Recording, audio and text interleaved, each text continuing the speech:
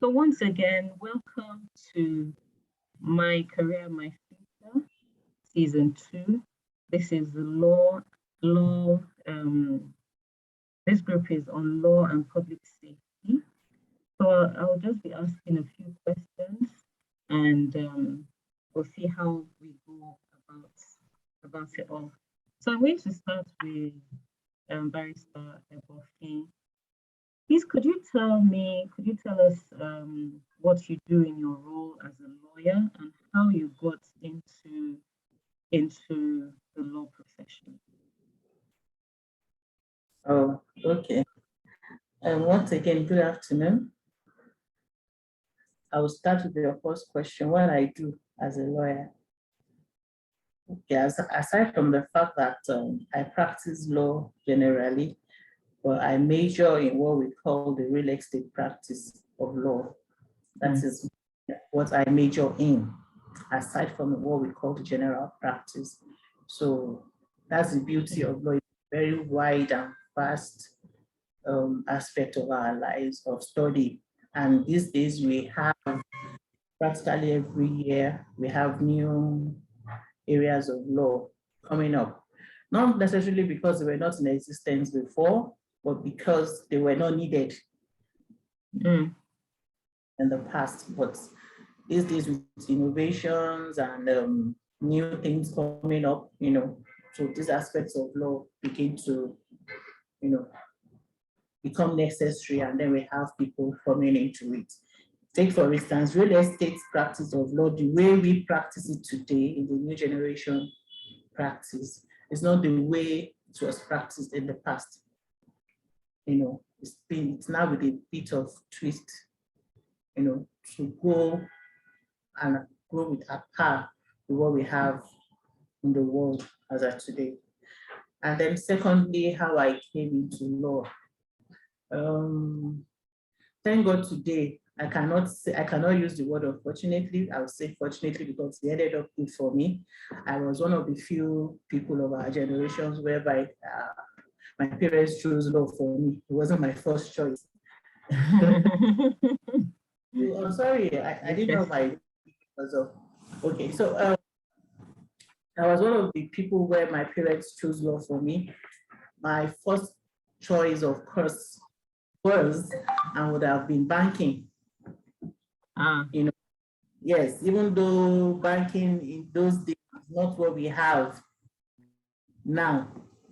Banking is more, if I would use the general language we use, banking these days is tush. It's not like we have in the past. If you remember those days, going to Union Bank, you would queue for hours.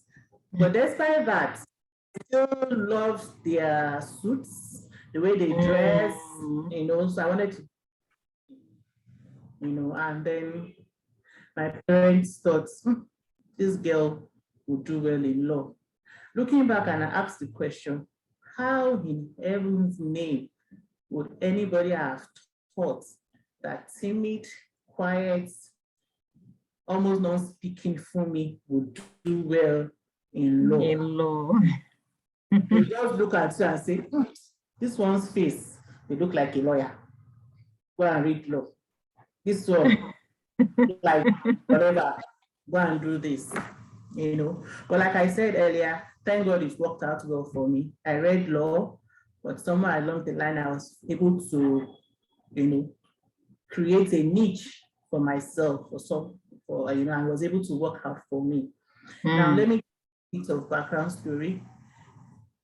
When we came into law wasn't, the field wasn't as well-defined as what we have today. It was beginning to grow, emerge, all right, but it wasn't as defined as we have now. So it was purely, incidentally, Rotimi is also a legal practitioner. He actually is also a lawyer.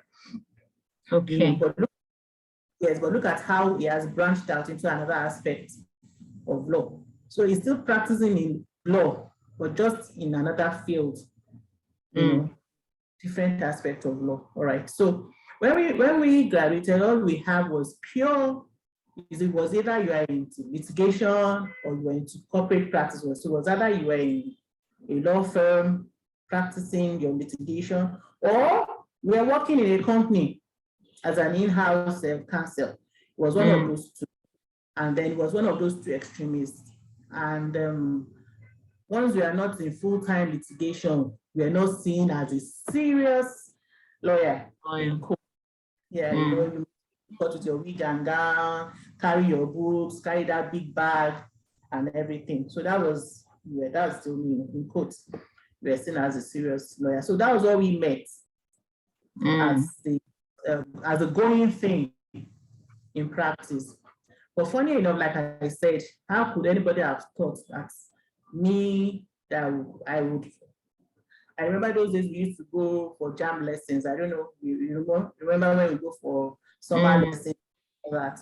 Yes. I ending one, and for close to 2 weeks, I didn't say a word to anybody in class. Wow. And the first time I was going to answer a question, the teacher in class said, "So you can talk." Actually thought you were, I will never forget that statement that time. You know, so like I said, how could somebody have thought that someone of that nature at that time would do? And it actually played out for me. At that time, I would be the one going to court, you know, representing my client and making friends with the counsel on the other side. I will make friends with the counsel on the other side, and I will tell them that, look, I need to make you realize that even if we end up losing this case, it doesn't stop us from being friends. From being friends, yeah. For both the counsel on the other side and his own client. So you see me most of the time, I was one that would go to court and try to see how both parties, both the claimant and the defendants, how can you solve this case, this issue, without us going to trial? You know, so you're like a mediator. God bless you. So it's not surprising that I end up being a certified mediator. Okay. Practice alongside my real estate. Okay. Now I'm able to practice law fully and enjoy the best of both worlds. Okay. So even if I end up in the court, because I'm a mediator, I'm able to, you know, balance the two. You know, so that's it. I ended up in a law practice and what I do generally. Basically, I'm fully in real estate and mediation practice. Lovely. So, Mr. Rotimi Oladokun, I'd like to ask you the same question. How did you come into becoming the Chief Superintendent of corrections? And yes, and what do you do? What does it mean to be the Chief Superintendent? Good afternoon. Welcome, sir. Yes, my colleague already. I'm a correctional officer and I'm also a lawyer by profession. So actually alluded to the space for every practice within the Nigerian Correctional Service. You have various professionals and non-professionals that under the platform and the employment of the Nigerian Correctional Service. Either to the Nigerian Correctional Service was referred to as the Nigerian Prison Service, but by virtue of Nigerian Correctional Service 19, that made room for a room change, for a name change rather, and a rule change, because emphasis shifted from punitive measures, retribution, to more correctional reformation, reintegration, and emphasis on making sure that the offender and the defendant or the inmate, upon return to society, adequately so they can contribute their quota to the Nigerian Correctional Service. Well, I say, the journey into the Nigerian Correctional Service is a peculiar. Well, yes, I'm a lawyer by training, so I will say that Nigerian Correctional Service wasn't up there in my list. You know, that's going to a public institution. You also have, as Funmi said, you see the corporate bankers, you like what they wear, you like, so same thing with the lawyers, put on their wig and gown. They are the corporate setting, not someone in, and if it was public service, everybody was looking into other agencies, maybe the Nigerian National Petroleum Corporation Limited, maybe Federal Inland Revenue, some other institution that you might feel that it's more contemporary. But so there was an advert, I filled the application. Yes, then you just looked at, yes, what do you want to do? You're a lawyer, yes, but you could also practice law in different areas and in different organizations or under different platforms. So I had actually even forgotten that I'd done the applied. So I got the call that the application was successful, and there begins my journey in the Nigerian Correctional Service or Nigerian Prison Service as it then was. And I dare say that it's vengeful. One has been a correctional officer for more than 10 years now. So it's peculiar, it's unique, and there's opportunity. Like when I started, there are not a lot of lawyers. There are some professionals, but there are more public health and medical aspect. Yes, we had graduates, but as I said, they needed more field. Well, it's just like when you get to an island and they said you have two paradigm and two perspectives. Is the glass half full or half empty? So I dare say regarding the Nigerian Correctional Service, I would say that it was half full.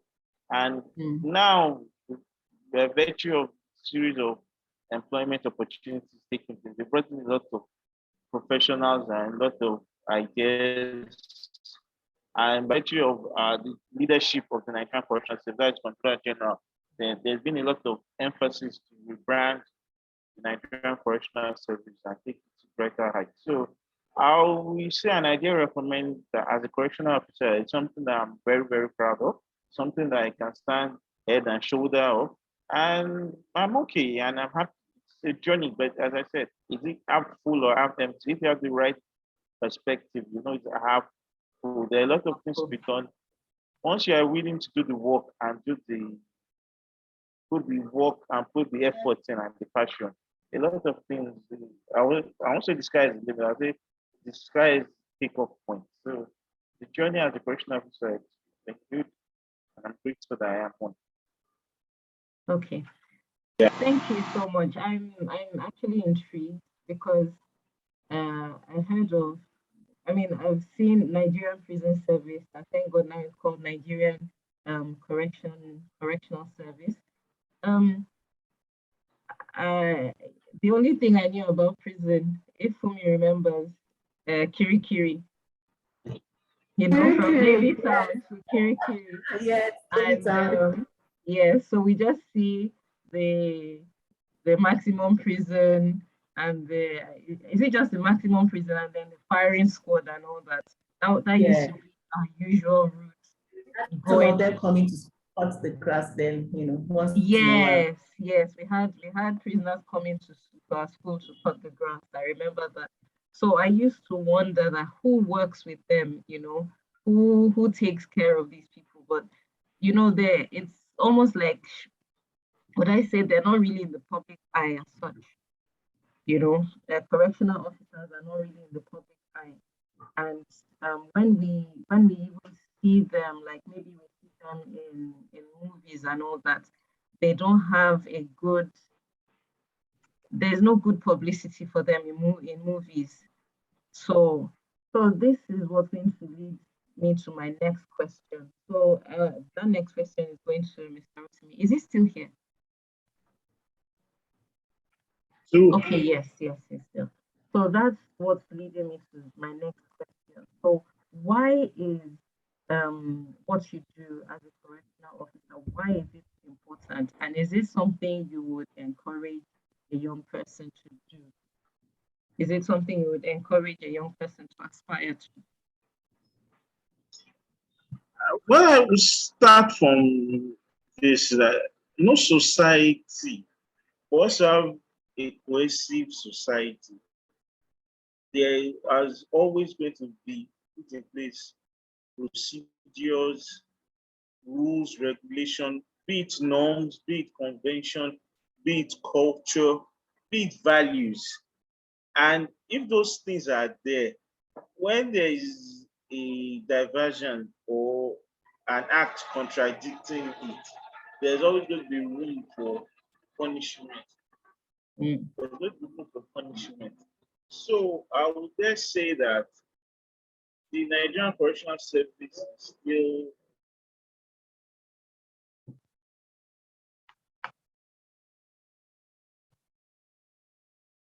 Oops. Hello, are you still there? He's having network issues. Okay.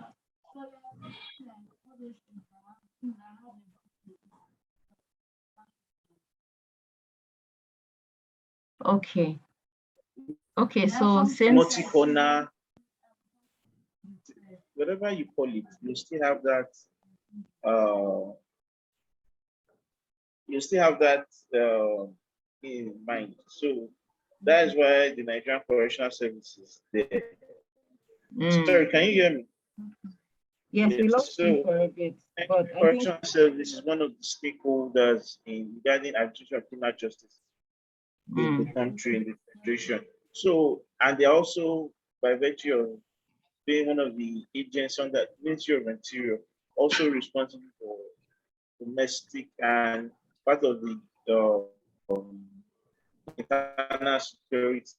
So there's a blend between administration of criminal justice, and you also have one security agency and intelligence agency. So, as I said earlier, once there is rules and regulation in any society, you have to have a structure that will blend and preserve and maintain that cohesion.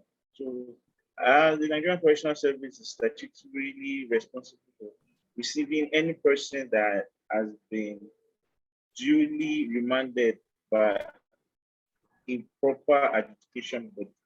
I use those terms, proper adjudication body. It can be a court, high court, a magistrate court, it could be a tribunal, it could be a court martial, but there has to be process. So once anybody is remanded by that adjudication body, duly recognized by law, there's what you call a document, a remand warrant, it's like a visa that all inmates must come in with.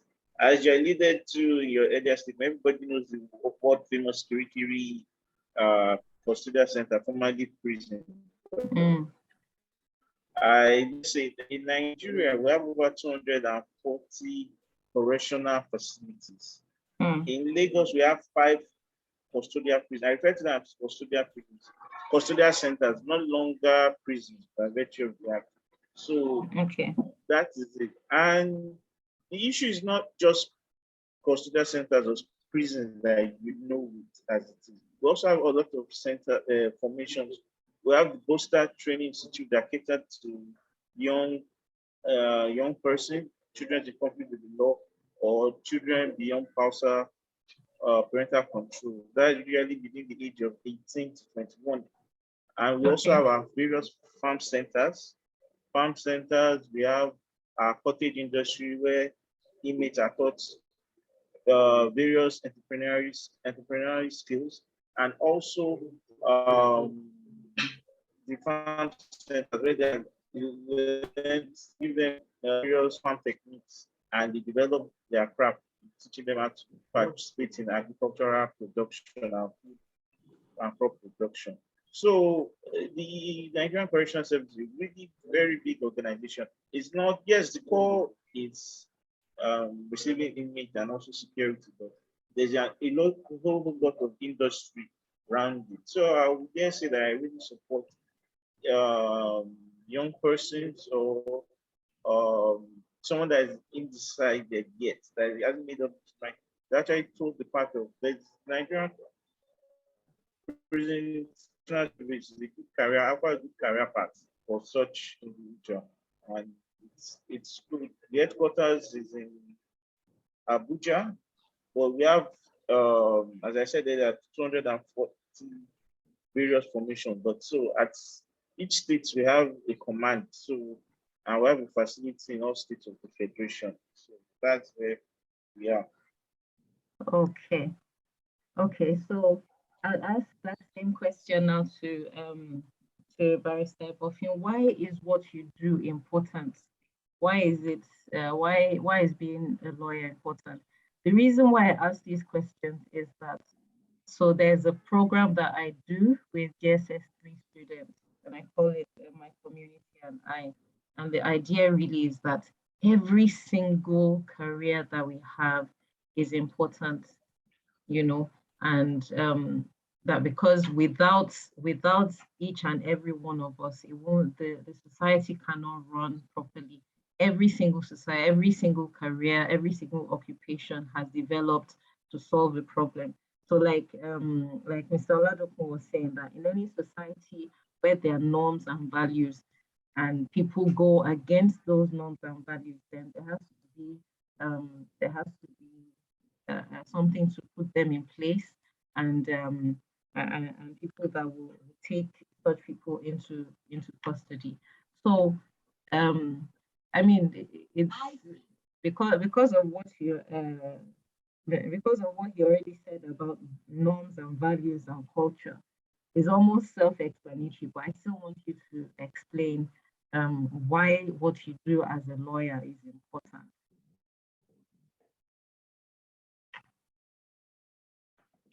Okay, well, thank you. From simply put, what is law, or what is the study of? It's a study of the rules and regulations that, and you know, there's a popular saying that a society without laws, and there will be no crime, Mm. and then to be a free for all for everyone. Mm-hmm. So I say that law, after life and health, is one of the very important aspects of our lives as a people, as a nation, as in the world, and what have you. Without law, we wouldn't have the correctional centers. There wouldn't be any need for them. Mm-hmm. You know, you agree with me? Yes. You know, so and aside from the correctional centers, there will not be rules and regulations that guide every single aspect of our lives. So you will agree with me that the area of law in our world, I don't want to, you know, just narrow it down to only Nigeria, because I believe that is recording would affect other people from other countries as well. You know, so all over the world, law is very, very important, and we need to have people that know these laws, you know, that guide us as a person. Now, why it is important for us, and why I said it is not, I didn't want to narrow it down to just Nigeria alone, is you cannot practice law in vacuum, especially our digital age, in this century that we find ourselves. You know, here I am in my office, you are also somewhere in your office, somewhere there, and yet we never can tell how far, you know, when we never can tell how far it's going to go. So you cannot practice law in vacuum. You need to know the same law that you practice here, how is it practiced in other parts of the world, and even sometimes in Nigeria. You know, each state has its own laws that govern different aspects of our lives. We have our tenancy laws, we have our criminal code. At Nigeria as a whole, we have our constitution. You know, even companies and organizations, they have their rules and regulations that the day-to-day runnings of those things. Even our schools, there are rules and regulations that bind, you know, the school. So it is, and we have different areas of law. We have people that practice in different areas of law. So for every aspect of our lives, you'll find a lawyer that is vast in that area. Talk of aviation, talk of maritime, family law, commercial practice, employment law, these days entertainment law, medical law. There's even a young lady that is coming up with what she calls the fashion law. It's beginning to become a thing here. Yes, yes. So I met her a few years ago. So there's every aspect of our lives. There must be, not that it is, there must be, even in our homes, there are rules and regulations. That is your own law office. Mom and dad, they are the chief judge and the assistant judge, and the children are the people of the nation of that home. Yes. You know, so practice of law is very, very important, you know, and of course it's a very, very interesting field. You know, I tell people that if I come back to this world again, I'll probably study law again because I've now come to enjoy it. Because the lawyer can, to a certain extent, you know, do well in other areas, maybe including medicine. A lawyer can be a banker, a lawyer can be what Mr. Oladokun does, a lawyer can be a teacher, a lawyer can work in a company, a lawyer can do anything. But it's not likely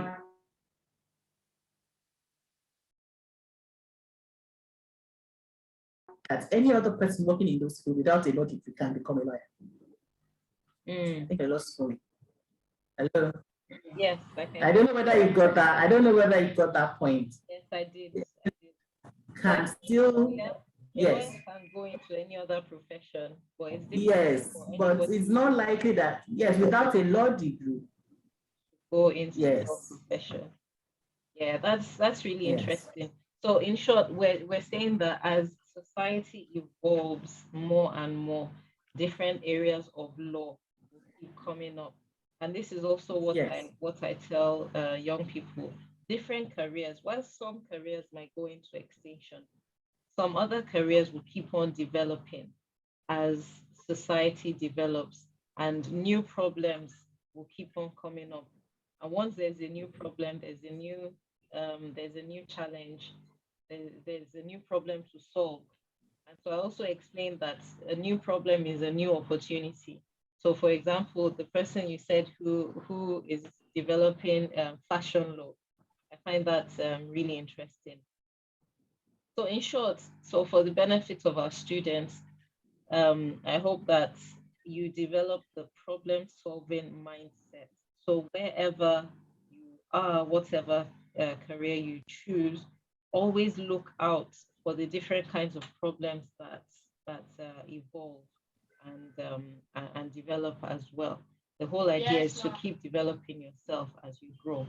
Okay, so my next question now is, for the benefit of junior students, so what subjects, so you're from junior, so after junior secondary school, going into senior secondary school, what kind of subjects would you tell them to focus on in senior secondary school? I should answer that? Yes, please. Yes. Okay, I would ask them to focus on the art subjects, which are the requirements to study. Yeah, you have your maths and English, it's compulsory. Yes.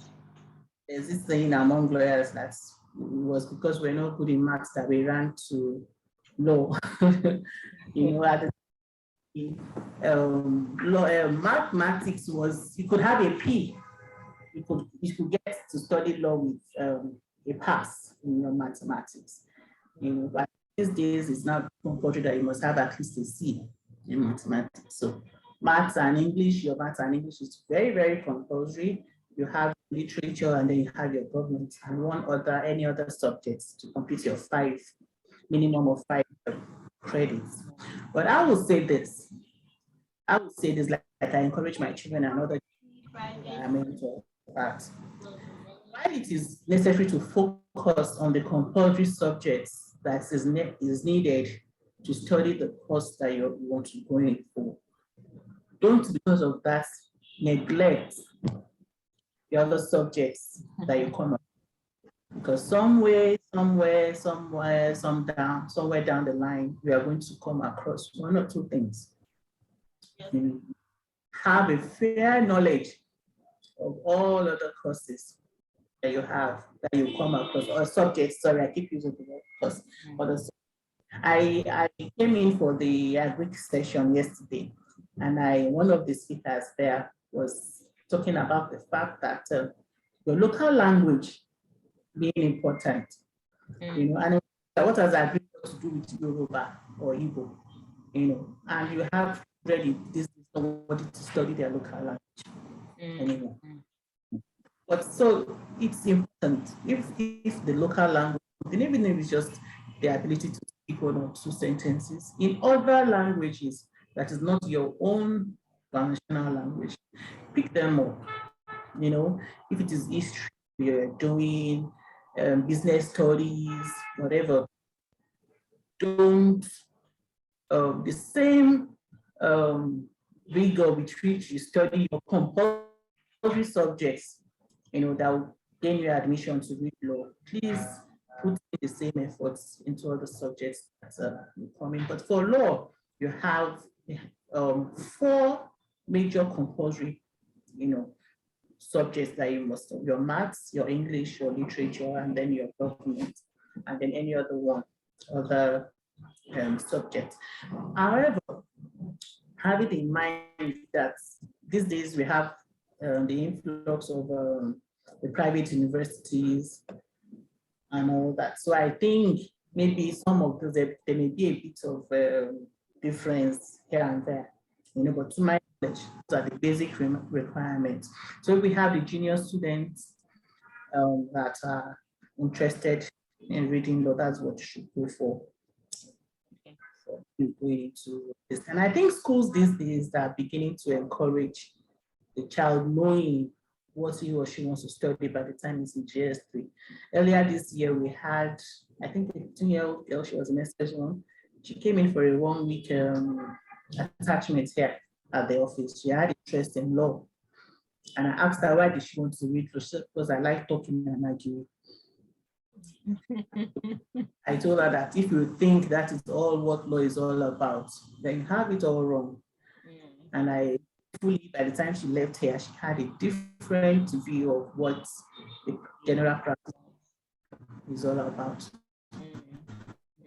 So she felt that because she could talk and I was ready for law, but she wasn't ready for that. So she doesn't like reading, you know. So I hope I was able to change that mindset. So that's it for the parents to read law. Yeah. So I like the idea of the child coming for the attachments that she came. It's a program that I'm also trying to develop for young people to go into the areas, like go for work experience in areas where they're interested in, so they have a better idea of what it's about.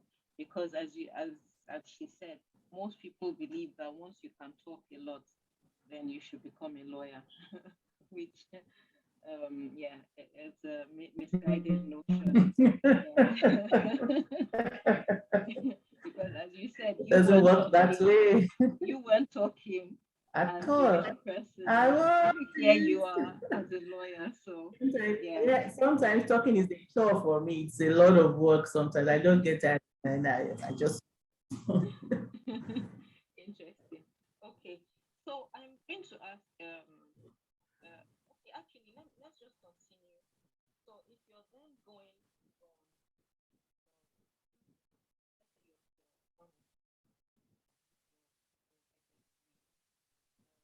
Sorry, I can't hear you. If you can hear me, we can't hear you, Funmi. We can't hear you. Can you hear me now? Yes. Okay, it was my speaker that was. Okay, so now you're done with, a child is done with SS3 and they want to go into law. Is it only by going to university that they can do it, or are there other routes that they can do? So what are the things that they can do after senior secondary school?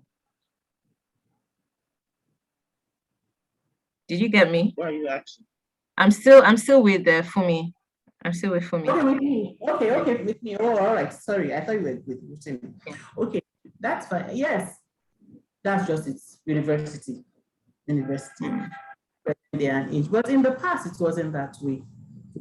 Okay. You had people go and understudy, lawyers of the past, and then you could see them, they could practice. However, what I would encourage parents to do is, from the earliest possible time where you see your child develop an interest in law, find a law office, after you've done a proper scrutiny and background check, find a law office and attach the child there. I have several, but let me give you a very good example. When I finished from university and law school, the law firm I worked in, I was green, I was fresh. Probably the first time I entered a courtroom was when I was serving, and then I was attached to the High Court of the place I served and all that. But when I joined this law office, there was this guy there who has turned out to be a very good friend of mine, Isaac. He had not gone to the law school at that time. In fact, he was on his final year at University of Ibadan at that time. But guess what? When I went through my first criminal trial, this was the person that spurred me on. He was one that encouraged me, and he was right beside me at the courtroom and then giving me tips on what to do, what to say, and everything. And after the court session that day, I had people coming to me and say, you did well, you did well, you did well. And I was saying in my mind, there was somebody behind me that was, But he knew so much about the law practice at that time. But that when eventually he went to the law school and he became qualified, I mean, it was just a breeze for him. And he was earlier than some of us, and we came across each other again, I think about 5 years ago, and then we were and I kept up with him. I recently found out that in the area where he has established his law firm, he's doing very, very well. In fact, where his law firm, the building where his law firm is located, situated, belongs to him. So he was able to, yes. So he was able to, because he had understudied someone, what happened to be, our boss then was at the church he was attending. So his parents just said, look, this is your son, the way we do it in Africa, this is your son. He wants to read law. Please, take care of him. He was on holidays from University of Ibadan. He will go to the law office. For a very early stage, already drafting affidavits, he was filing matters in court, but he couldn't appear because it was everything about law he knew. So that's what I would encourage people. So the only way you can become qualified as a lawyer is, of course, university education, and then you go through the law school, 1 year compulsory law school to be able to do this thing.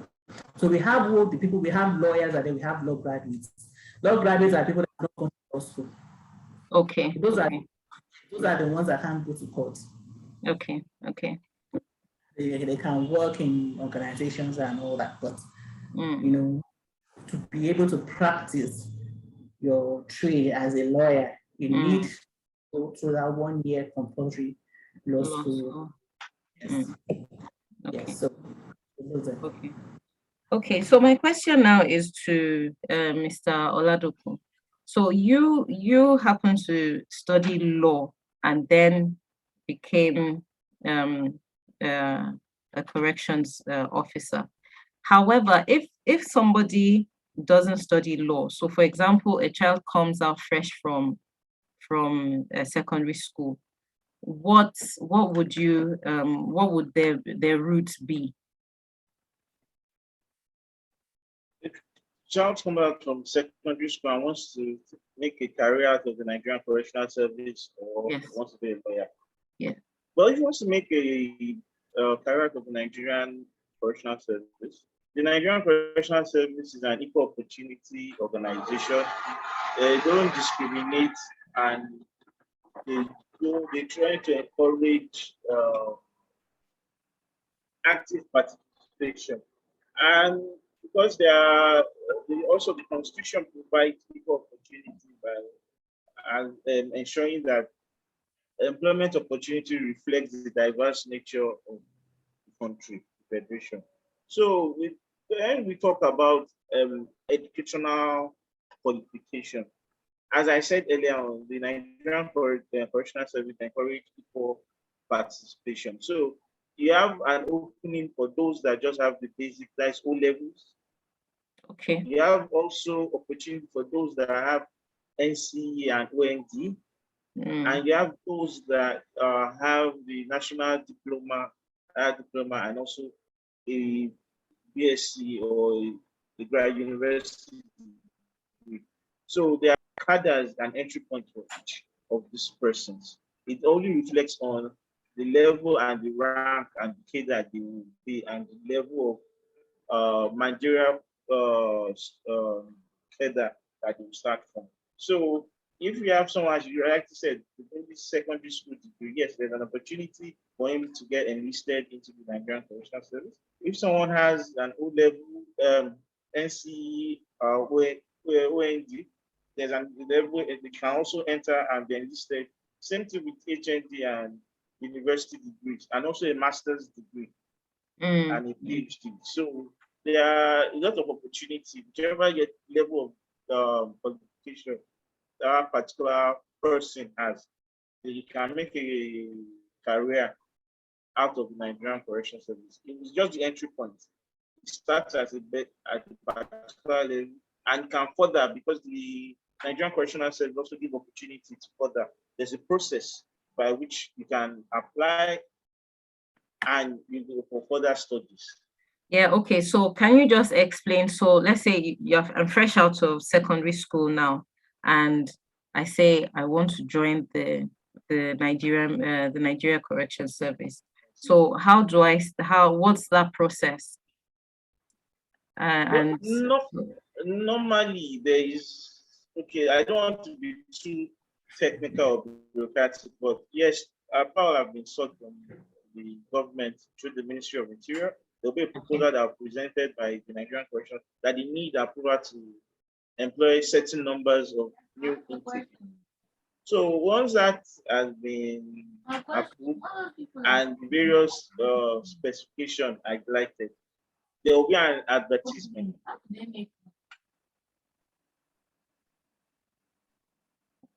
Okay, we are losing you.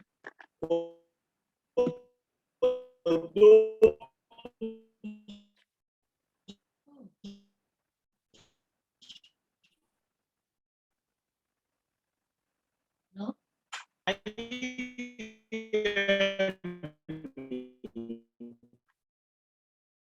Hello? Okay, now. So we lost you for a little bit. Can you hear me now we can hear you. So if you can just. Is it better now? Yes, it's better. Let me rehash. Yeah, so yes, please. Depending on the level of qualification that an OND, a HND, or BSc or equivalent. Then we have an organization referred to as the board, like Civil Defense, Correctional, Immigration, and Fire Service Board. They take in with those, they are the one that is saddled with the responsibility of employing individuals with higher qualification, higher tertiary qualification. So if someone has an OND, an HND, NCE, or BSc,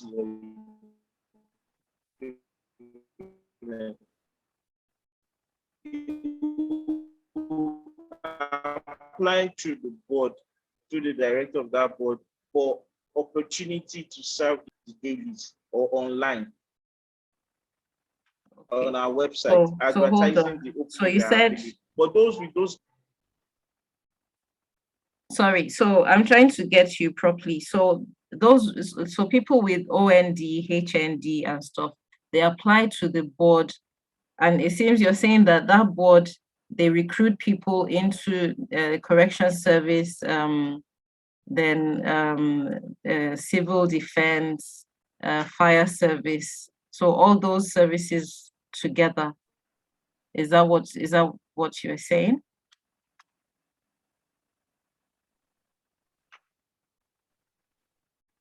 Hello?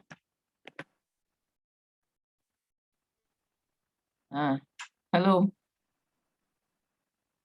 Okay.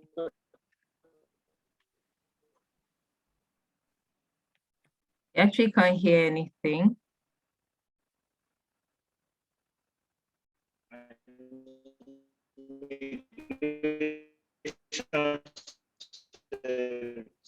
Yes.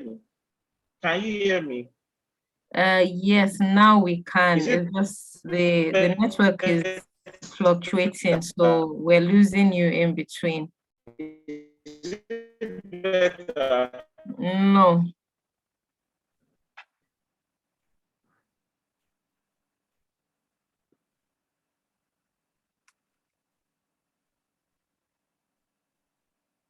Okay. I think his network has The network, yes, the network is acting up. Okay, so I'll continue with you, and I guess when he gets back, then we'll continue from where we stopped. So okay, I've asked about the educational routes. However, though, I'll just chip in here. Last year, when we did this program, we had I had a retired judge, and she actually runs an institute for paralegals. You know, so they also take secondary school, so SSC. They also take other levels, but they can start from SSC. So what she was trying to, or what they do is really because she was explaining that lawyers and judges, they need qualified, as in people who can do the admin work, you know, for them. And so she runs that institute. It's called the Institute of Paralegals.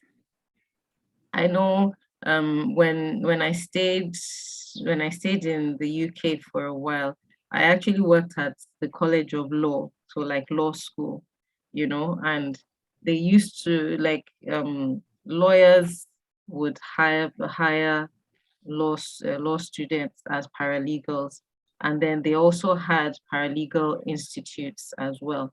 So just to have people so the people that would do the clerical work for lawyers and for judges as well.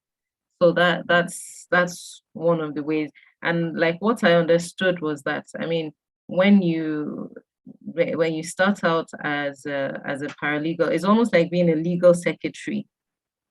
I remember one of my aunties, she studied, she did secretarial studies, and then she was working with the lawyer. So eventually she sort of qualified as a legal secretary, you know. So I think that is a different route if they're not going straight into law. So that's a different route. Yeah. It's a different route, but the thing is, they are not lawyers. No, they're not lawyers. No, they're not lawyers. They're not lawyers. They can. They're just so they're within the legal space. But I'm just saying that there's an opportunity for growth. So you start there, and if it's something that a student is really interested in, like your friend that you were talking about, he eventually went on to study law and has become a lawyer. So in fact, we have when I was in school, we used to call them the elders of the class. Then we had people already in other fields, and I think about one or two of them were court registrars.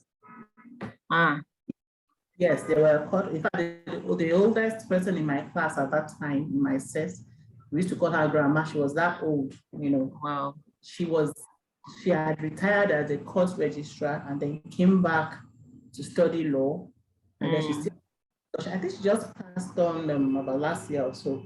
Wow. You know, yeah, she had practiced law for, of course, well over a decade and all that.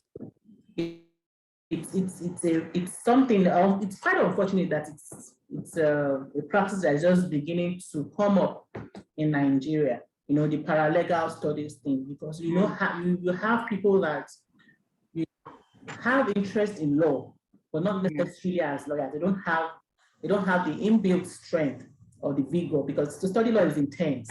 I wouldn't like to intense, you know. In fact, before we got in, especially to the law school, we had stories of people running mad from reading, falling, fainting in the exam, and all that. But we got encouraged, and then we now got there, and we're not like, it's not as bad as we were putting it out to be. So you have people that really, you know, they want to be lawyers, but they don't have the what it takes, you know, so the vigor and the strength, the time to go through it. So the paralegal thing is good for them. And then it's also good because the secretary in a law office is actually a specialized career path. You know? And when I came out of paralegal institute, I was really, really impressed, you know, and I've encouraged one or two people around me that have worked for me, and I told them that, look, go and do this thing, you know, and it's a career path that you can follow it, like maybe somebody being a confidential secretary. These are things, the experiences that you acquire as you go, you know, up in your career path. So I hope, I think the awareness for the learned judge, the Learned Judges Institute is actually coming up, you know, and beginning to go for it. But I know that a few people have tried. They find it a bit expensive, you know. To been able to encourage them that, look, this is an investment, you know, that for you. And you will agree with me that going through that kind of course and institute, coming out, you won't get a job as just a regular law office secretary. They will go for the top 10 law firms. They will be too glad to have you on their team. You know, that's also, and it is also a cheaper way to get the certification for young people that desire to further their education, but they don't have the funds at that time to go to university. And then, because like I said, these things don't come cheap. School is not cheap. So once you leave the secondary school and you're done with your WAEC, you can just proceed to the institute and then obtain your certification, and then off you go. And one thing you are saving before you know eventually. Exactly. I feel that it's just a way that it helps you to solidify. So if it's really something you're interested in, then you save up and then continue, go on to law, to study law, and then you have the means of financing it. And if it's something you don't want to continue, at least you have a taste and you know, okay, I don't think I want to continue down this path. But at least you would have gained something, and you can use that qualification in another career area. Okay, so okay, Mr. Oladokun is back. Yes, so I was trying to. Yes, I know. Yes, you're sounding much better. Yes, so I really wanted to make sure that I get. So I'm a student. I finished SS3, and I say, and there's a job opportunity at the Nigerian Correctional Service. Yes. So where do I apply to with my SSC certificate? That's what I was trying to say. Yes. Let me skip the back channels of layers of approval. But once there is approval has been gotten, a publication will be made advertising various vacancies. Usually for those with OND and IL, they are going to apply. There's a board that streamlined that deals with admission and employment and promotion of serial officers of these agencies, the Civil Defense Corps, the Nigerian Immigration Service, and the Fire Service. So this board caters for recruitment of higher up. Those are junior officers, but cadre officers that are inspectorate and superintendent cadres. So each agency, let's for example, now the Correctional Service, once they have their approval, for those with those kind of qualifications, they go through the board and an advertisement is made. The website of the board is advertised, or that of the Nigerian Correctional Service, www.corrections.ng.org, where an applicant, where he meets those criteria that are set, will apply to those vacancies. But if it's someone that has just an O level, that is just after WAEC, is still with secondary school, he will apply to the Controller General directly. Others apply to the director of that board, Director of Correctional, Civil Defense, Correctional, Immigration and Fire Service Board, for those with OND and above. For those with school sets, if there are vacancies that are please advertised, they apply to the Controller General, Nigerian Correctional Service directly for those vacancies. Okay.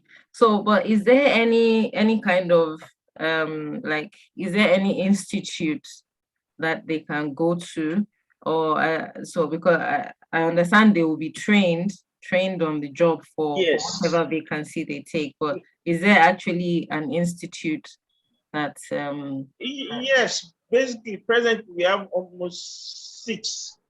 One in Lagos, one in Lagos,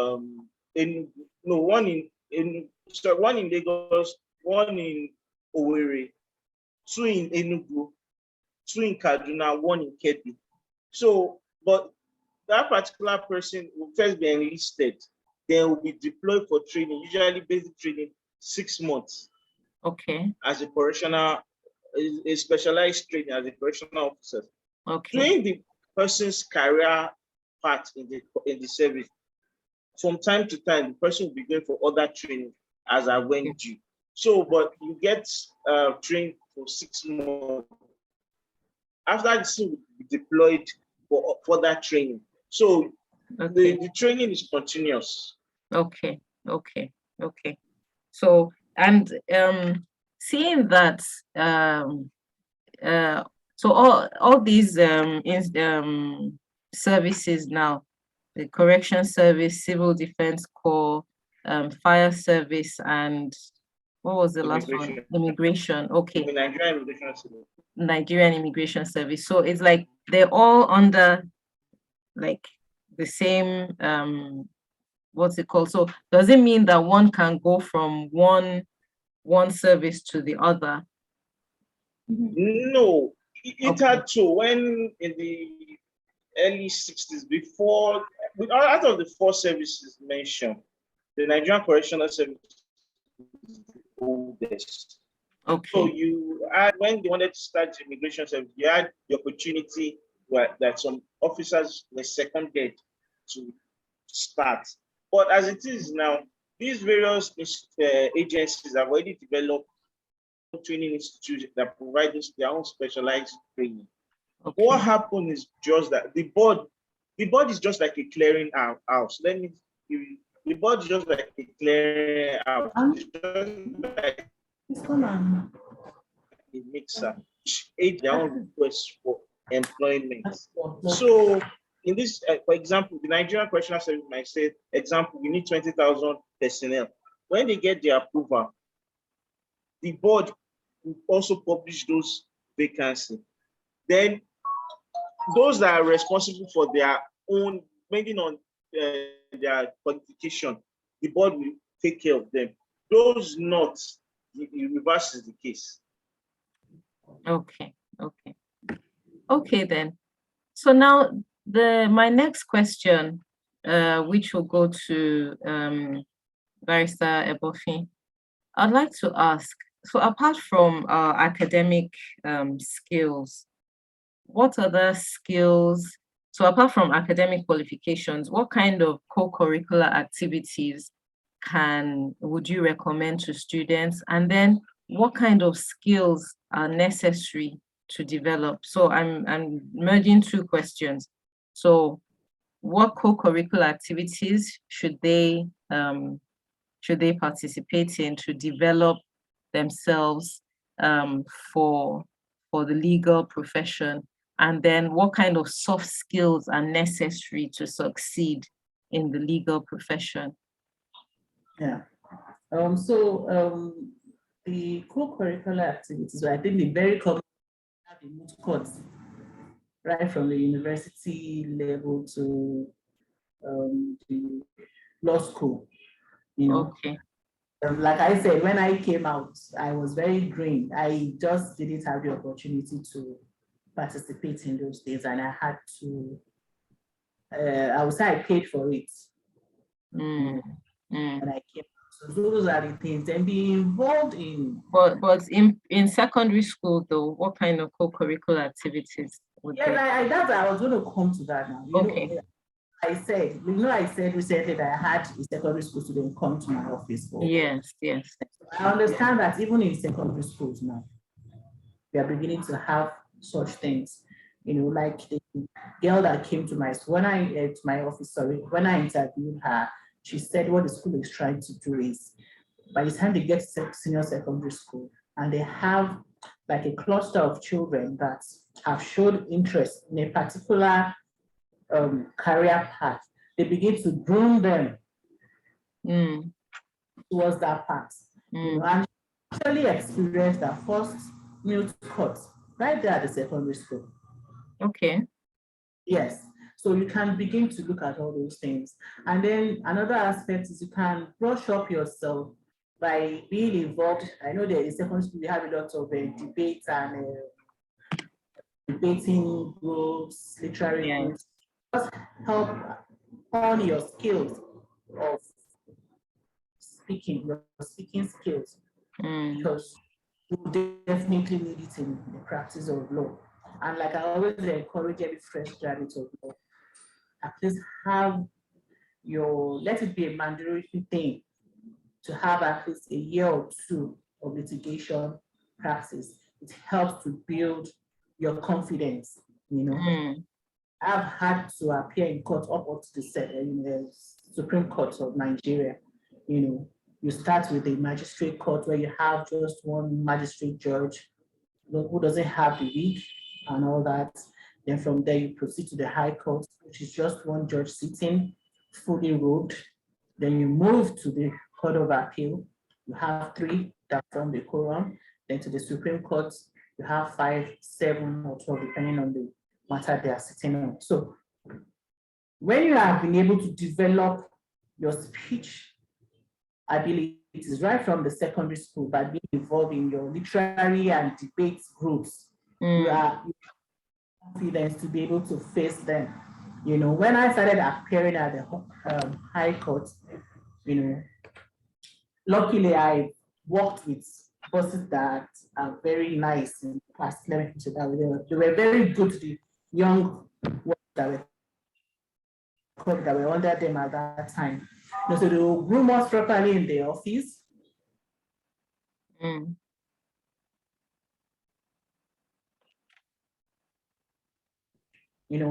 then they will follow you, And I remember that there was a judge that actually gave me a tough time at a point. And I left the courtroom crying. And I went to the courtroom and then I called my boss, and my boss said, look, that man up there wouldn't come down to flog you. So go back in there. Even if you are saying nonsense, go back and say that nonsense with confidence. That was well over 15 years ago, and I still hold it. And I say the same thing to the junior ones that come after me now. Even if you are saying your nonsense, say it with confidence. So I would encourage the secondary school ones, young ones, to start developing those things right from the secondary school. So you can, if you are lucky to have to attend a school, elite school that has such opportunities, build courts for intending law students. Well and good, join them. Your literary and debate groups, join them. If you have, I know some schools are now, they now teach etiquette. You need the, yes, etiquette is very, very, very, very important. Your marriage, everything is now important for lawyers. In fact, when you get to school, there's actually a course on etiquette. Yes, you have what is called the law dinner. We have about, I think about 2 or 3 law dinners, and you have the lecturers actually, you are scored by how you behave. If you are the kind of person, you know the way it was in the boarding house, and everybody rush for the pots and then for the spoon, and you rush and you eat your food and all that. You can't do that there. You cannot do that. So you can begin to do all those things. And then what was the second question again? Sorry? The soft skills. What soft skills? Soft skills, yes, yes, lawyer? thank you. Yes, your communication skills is very important. I tell people, even the person that is your client, you understand, that you think is the client that came to you for your services, all right? You will presume that he should tell you everything. You must be able to develop your communication skills to the point of being able to hear what the person is not saying. Yes.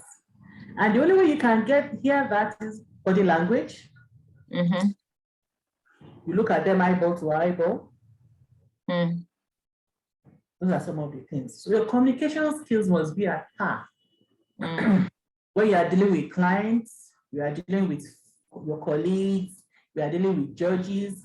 Like there's a saying in our legal profession that judges are also human. Yes. You know, if you are very familiar with the courtroom, you see sometimes as a lawyer you are addressing the judge, and the judge is saying, "Counsel, don't you think you should do it this way? Counsel, don't you think this document should be presented this way?" And the counsel keeps going, "My lord, no, I know what needs to be done." And that counsel does not have a communication skill. But if it is a smart, you will know that the judge is trying to tell you something. Help you. So what you just say, I take the hint of the court. May I know for a stand down or an adjournment to put my house in order? The judges too are human. So when the judge sees that, okay, this person understands what I'm trying to communicate without saying, yes, that's with the adjournment, no matter how long or short it may be. So your communication is very, very important. Communication, your speaking skills, your human relation skills. Like I tell people, your qualifications, your degree will take you up there, but it is your character that will keep you there. Your paper qualifications can get you the job, can get you the position, but if you get there and you don't have your human relation skills, you don't have your good character skills, you are not likely to stay there for long. So those are some of the skills. And most importantly, another important aspect is your dressing. It's very important. Very important. You will be addressed by the way you dress. It becomes a part of you right from your secondary school. You are neatly dressed. Don't join the people that fly their shirts, once you're in school, you remove your tie and then you just fling it somewhere. Your hair is rough, you want to keep the dreads and all that. Not that the dreads is bad, but there's a particular look that is attached to the profession. Yes. We've been described as cultists. They say lawyers are cultists. I want to presume that is in the soft sense of it, because there's a particular dressing, there's a particular look. Dress code. No, aside from the dress code, I'm in purple today. But I know I've gone into a ministry before. Nobody knew I was a lawyer. I went in or something else. But the way I went and the way I addressed people and everything, and person, once somebody asked me, I said, "Madam, are you a judge?" I said, "Why?" You talk the way judges talk. I said, I said, "No, I'm not a judge yet. I'm just a lawyer."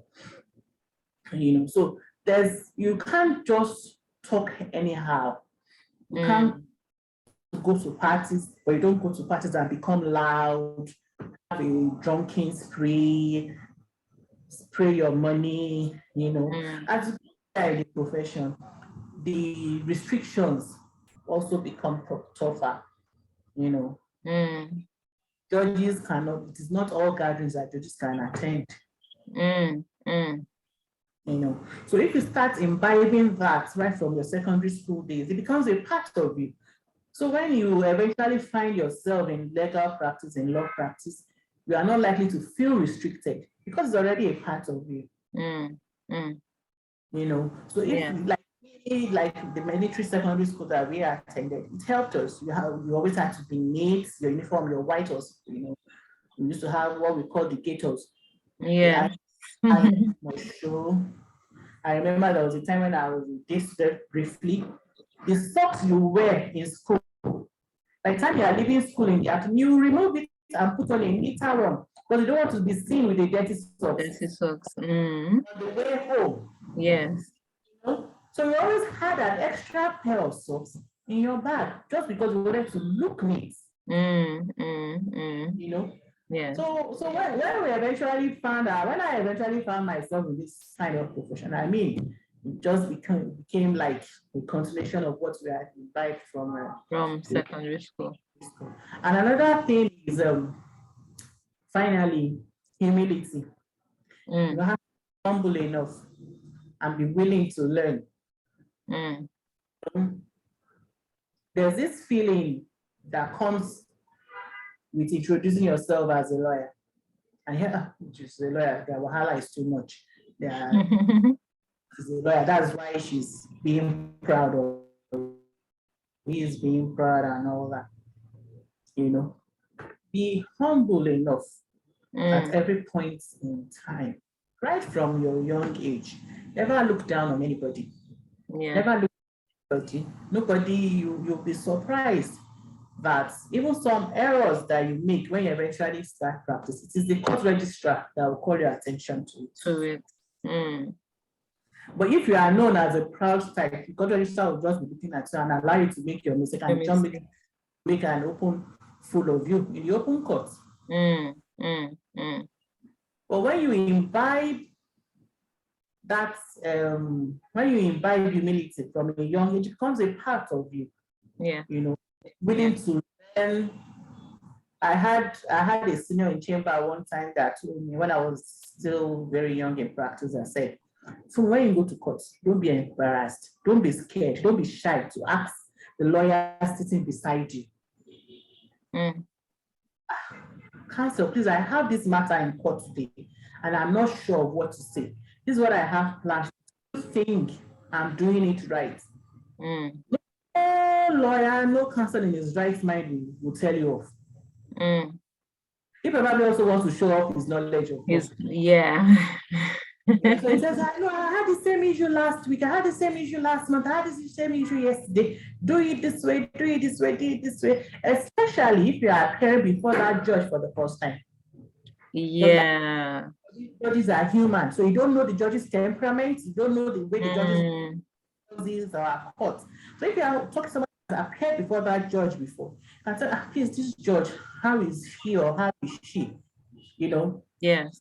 I know she's okay, she's not too harsh, she will help you, she will put you through and all that. Just talk to her and all that. So humility is also a very key word. The willingness to learn at all times. There's a saying that a good lawyer is not the one that knows the law. A good lawyer is the one that knows where to find the law. Okay. So, and it's not possible, no matter how vast your library is in your office or the library, you can't have access to all the knowledge of law. You will still ask. So some of the soft skills that they should develop from a young age. Okay. So I'll ask Mr. Oladokun the same question. So what kind of co-curricular activities would you recommend for them in secondary school, and what kind of soft skills do people need to succeed as correctional officers? Regarding curricular activities from other young organizations, maybe Boy Scouts, Girls Guide, Red Cross, because the Nigerian Correctional Service is also a paramilitary institution and is based on hierarchy. So I think from a young age, if these individuals can join this organization, it's to imbibe in them those skills that, yes, there are structures, there are Clean, and there are certain rules and regulations that abide by. So that's why at least those kind of programs, like obviously it goes with the uniform too, because then they set the particular dress code. So those with Red Cross, those with Boys Brigade, Girls Guide, and all that uh, similar organization, they are also good. Then I don't want to also shipping or disregard other activities, maybe debating society, the library club.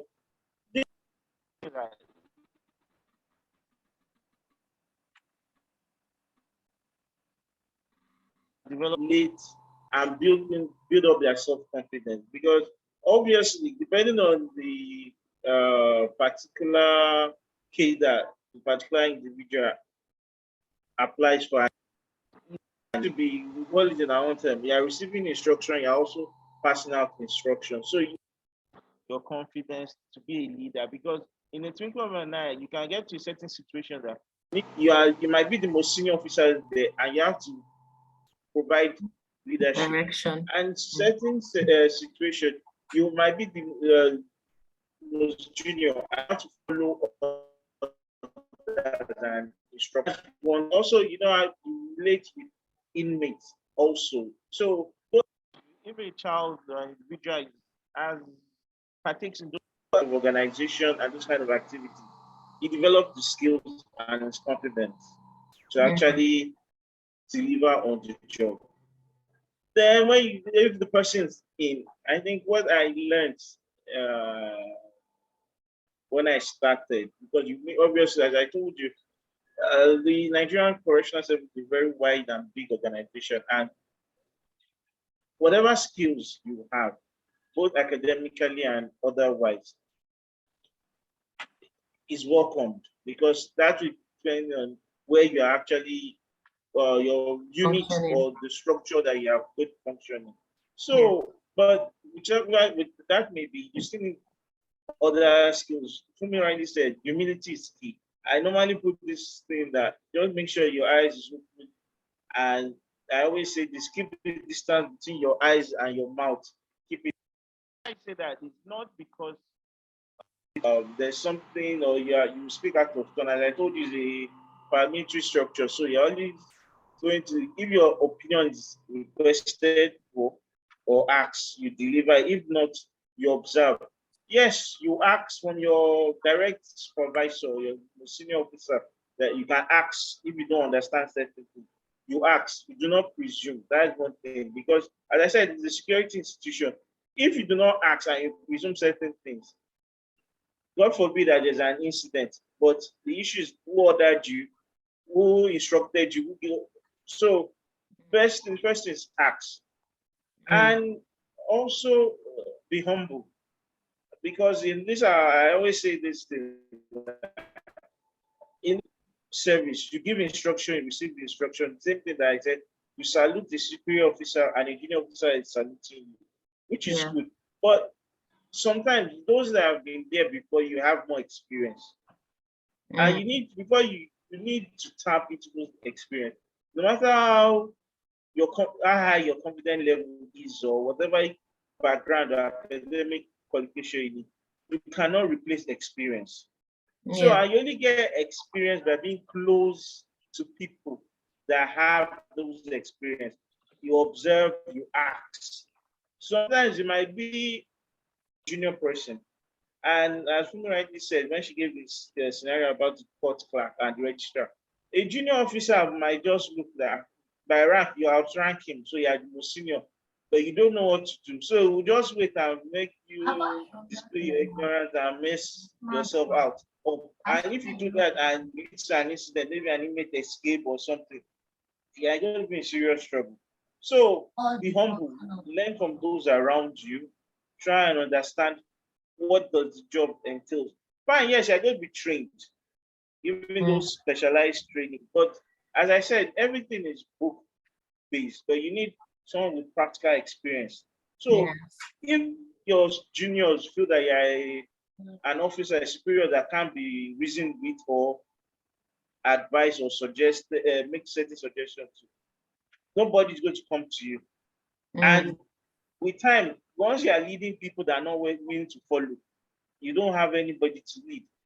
So same goes to your superior. If they feel you can't trust you, or you are not, or you are opinionated. I didn't say you should not have highly opinionated. Let me use that word. You can't take instruction, you complain, you do this.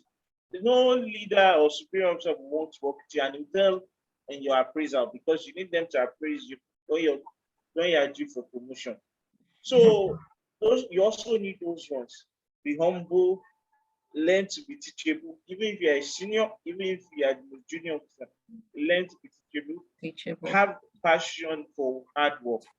The word of incidentally, this morning there was a group of senior officers were discussing about something, and one of it was that on hard work, making yourself relevant. If a superior officer feels that you can't deliver, he will sidestep you. And it will be bad for you that when you are sidestepped, you are not only going to feel it in your appraisal for promotion, but other senior officers will feel that you are not responsible and you can't be given higher tax or higher responsibility. So, and what goes around. So you have to be passionate. Sometimes when most people have this idea of public service as laid back, but it's not true. You have to put in work. With time, you build confidence. With time, you build a career out of it. But when they don't know, when you feel that can praise, you feel that you don't have the charisma, or you don't have the quality to deliver, it really affects someone. So you have to be willing to put yourself, you don't have to, it's not that you're going over and beyond duty, but you can always put yourself out to take in responsibility. All they just need is someone that can give responsibility.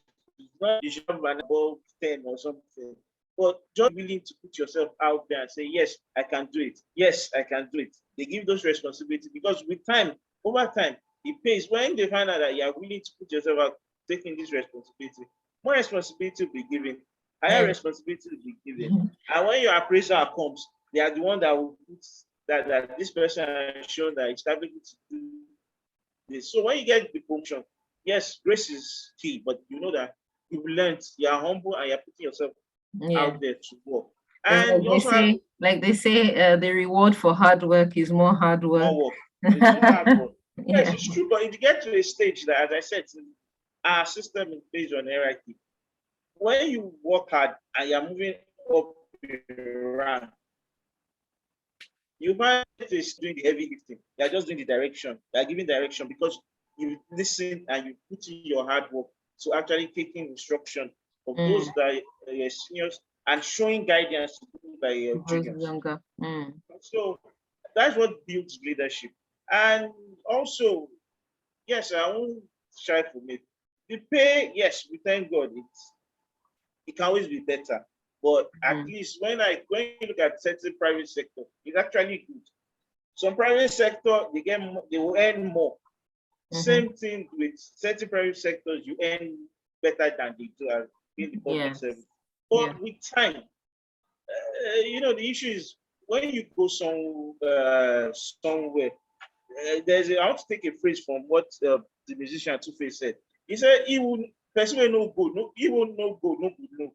In the same way, I want to paraphrase it, is that the experience you get when you apply yourself in the service pays for itself. It's not necessary to pay, which yes is vital, But once you put yourself out there to do more work, you network, you meet more people because your superiors feel that they can delegate. And when they delegate more duties and functions to you, you are the one that moves to actually interface with various organizations or agencies. So you network and you grow.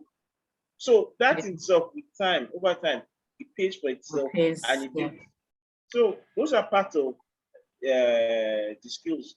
As I said, we need to learn, apply yourself. And humility. Yeah. That's it.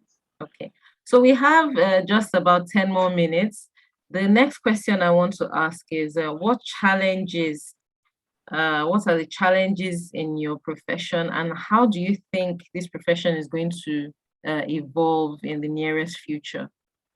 So let's make it a bit brief, because we have one more question after this. As I said, the Nigerian Correctional Service is also a security agency. Apart from the physical risk of injury and deaths, because we've had instances where correctional officers were attacked, some in the northeast, some in the southeast, even in Lagos during the NSAS incident, we had some officers that were physically attacked. So death is also there, but nobody prays for it. So those are some of the challenges. As I alluded to earlier, the salary, fine, it can be, it's good, but it can be better. Everybody wants extra zeros beyond their paycheck. So those are part of it. Also, the maybe the structures, or in terms of infrastructure. If you are coming from a private sector orientation, when you get here, that you feel that certain basic facility and infrastructure should be there, you have to be a bit patient, because, as I said, there's a system and it's hierarchy based and a lot of bureaucracy. You have to go to headquarters, let approval come. You can't sidestep this, you can't sidestep it. So if you are coming from a private sector where you are flying high, you just have to hold your horses when you are here in terms of infrastructure.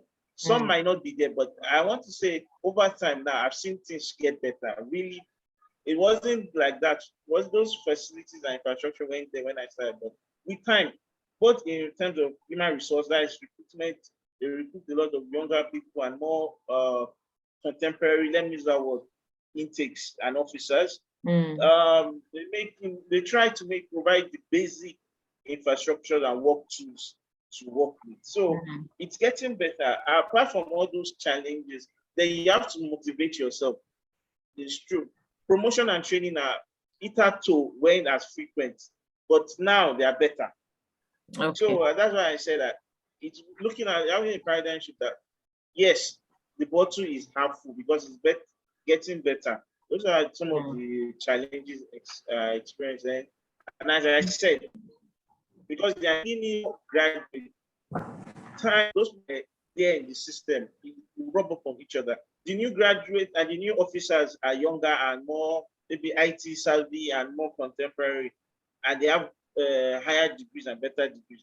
But those that you meet in the system also have more experience. So I think that synergy is beginning to rub up, and that's why I said the Nigerian, as I said, it's no longer Nigerian Correctional Service, the Nigerian Prison Service, Nigerian Correctional Service, and I want to really advise and urge anybody that's thinking of taking a career path in the Nigerian Correctional Service to actually do. Things are better, way better. Okay. And one thing I really know in terms with, maybe I give some secret. In terms when you compare certain other organizations, some even within the board and some other paramilitary organizations, the Nigerian Correctional Service actually has it better. This is when first-hand experience when I interact with some other people. Nigerian Correctional Service has it better than some of all these institutions. So those are the challenges and those are our success rate, and we're getting better. As I always say, every society must have a prison, a correctional center, a naughty corner, or whatever. Yes. Okay. So for me, the challenges of your profession and developments in the nearest future. Okay. We have less than 10 minutes left though. Okay. So like Rotimi rightly said, it's better than we met it. As it applies to him, it applies to us too. One of the challenges is that it's quite unfortunate, but the reform has started really. The reform has started. The treatment of fresh, we call them new weeds. The treatment of new weeds in society has not really been encouraging. It wasn't encouraging in the past, being paid peanuts and then being treated out of your salaries, the working environment, the night and everything. But like I said, I was one of the few ones that was lucky to work in very good organizations. Even though the pay wasn't good, there were other things you could look at in the organizations and say, okay, because of this thing, because of that thing, I will still stay and learn and all that, willing to learn. So like I said, if the pay is little, is peanuts, the question I then ask you is, what are you bringing to the table? What are you bringing to the table? If you come in as a newbie, and like Rotimi rightly said, and you just have this attitude of, well, I'm new, I don't know anything, and just sit back, you're not willing to learn, you're not willing to bring anything to the table, then your principal wouldn't be encouraged to pay you more or give you working conditions. I'm proud to say that the last place I worked before I pulled out, I still have a very good relationship with them. Almost 10 years after, I still spoke with them some few days ago, about 2 or 3 days ago, and I know the things I put in place while I was there. Some of those things are still standing to today, and sometimes because I wanted to pass a message across, I would use my own money to buy some of those things in the office, and put them there. So by the time you now ask for something else, boss, can we please have this and can we please have this in the offices? No, you can't afford it and everything. I say, okay, no, let's go about it this way, And so, and I was the head of chambers before I resigned from that place. So to a large extent, I know some form of, some of the funds coming in. I'm like, boss, there's this fund coming in, this is what we're going to use it for in the office. So he now makes a joke and says, who's running this office, you or me? I say, okay, we are running it together. But I have that relationship with him because there was something I was bringing to the table. Several months even after I left, he will call me and say, why did you have to resign? I'm not around, I'm in Abuja, and they've messed up the office. Can you please just go and try and sort this thing out for me? I said, okay, don't worry. I'll be there, I'll try and I'll see what I can do. Because there was something I was bringing to the table. Not necessarily money.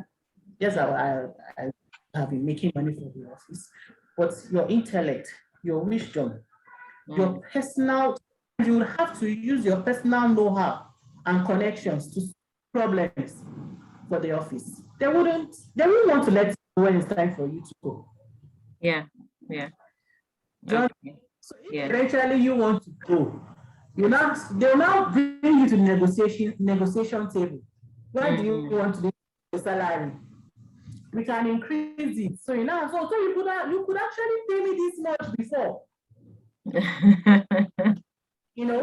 So those are some of the challenges you face there. You must be ready. But this, like I said, is much better.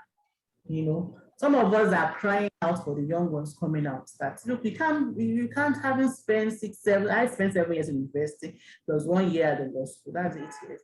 I come out and you now want to pay me 30K or 40K. I mean, it's not going to happen.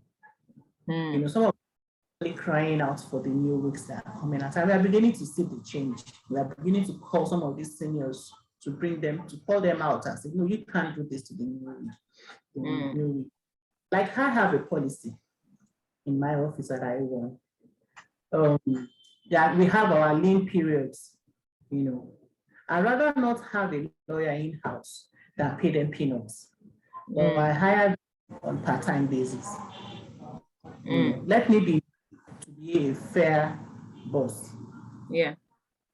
So that's just one of the challenges. The other challenge we have is your access to some of the law books are extremely expensive. Extremely expensive.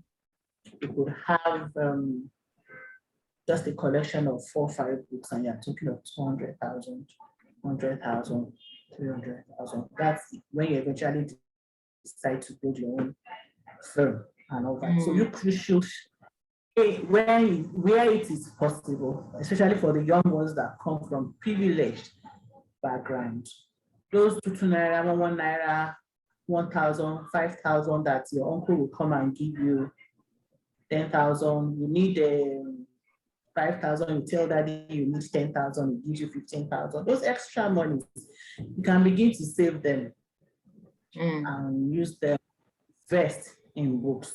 There's a lot of investments in books. And then yes, then there's another aspect is that the legal profession, we need more of these governments, parastatals and institutions to be more open to the lawyers. Go to them, you need information, you are appearing on behalf of your client and all that. And the first thing that comes to their mind is it because you're a lawyer? I, for one, I don't like the police station because of the attitude of the policemen. You know, just ahead. At the moment, it is your right to have a lawyer. Yes. But the average policeman thinks it's better for you to come and talk to him and arrange with him rather than get a lawyer. Those are some of the things you should be ready for. Okay. So we have less than 1 minute really before this, before we get sent into the main room. So when we get into the main room, I think the last question now would just be your last word of advice that you'd like to give to our young people. So I think what I'll do, I'll just send us to our main room and then we'll end in there. Thank you.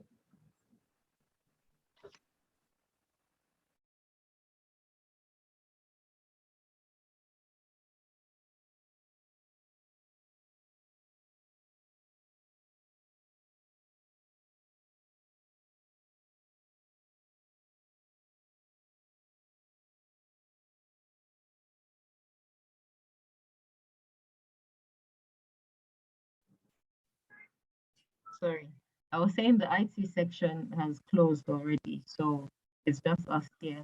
So I'd just like your final words of advice to our young people. So yeah, Funmi Ebofin. Okay, my final word to the young ones is that please believe in yourself. Believe in yourself.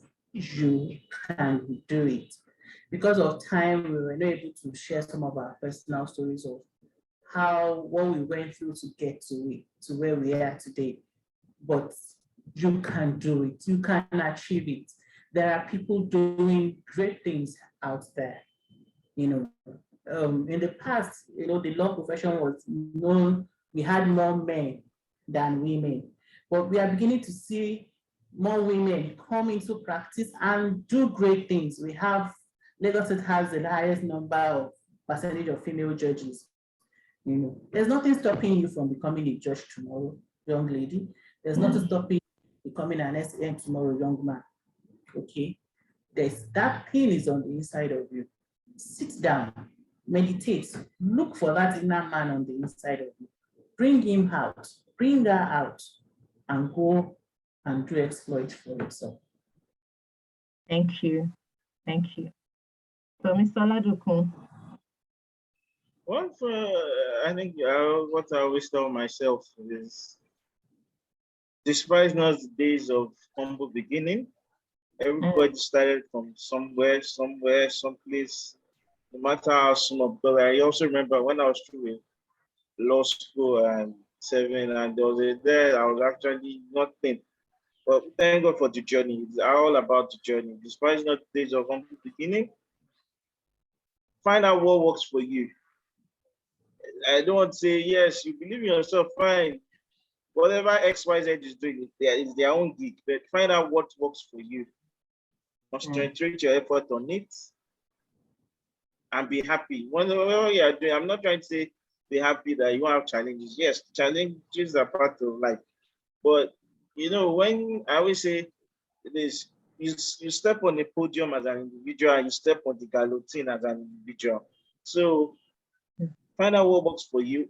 Find out if that path you are on makes you happy. There's one thing that no matter what path you are, if it's not good, nobody will tell you, yourself, you know, deep down. After all the hula baloo, when you're by yourself, you will know that I shouldn't be on this path. But if you're on the path that you feel comfortable with and you know deep down that that's your path, then success is yours. Just be at it, work hard, play hard, and have faith that everything will be well. Thank you. Okay. And also make sure that somehow take that time. The Nigerian Correctional Service is actually a service filled with opportunity, wonderful opportunity. A lot of people have gone. It's not the mindset of just holding inmates and locking them. So people have actually had the opportunity of working with the United Nations, certain foreign mission outside the shores of this country. Some have had the opportunity to further their degrees, their education when they joined the service. Some have actually met their life partners when they joined the service. And so, and I'm not trying to so whatever works for you and whatever you're looking for, the Nigerian Correctional Service can provide that platform. And some people too have gotten the opportunity, educational opportunity, because they partner with, they take those opportunities provided. So there's always something for everybody in the Nigerian Correctional Service. Thank you. Thank you so much. Thank you. So thank you so much. We've now come to the end of session 2 of My Career, My Future Careers Fair. I'd like to thank all our speakers, and I'd like to thank our sponsors and partners as well. Thank you so much. And we'll meet for the next session by 3 o'clock, which is transportation and distribution and logistics. So thank you. Goodbye. Thank you. Goodbye. Bye. Bye.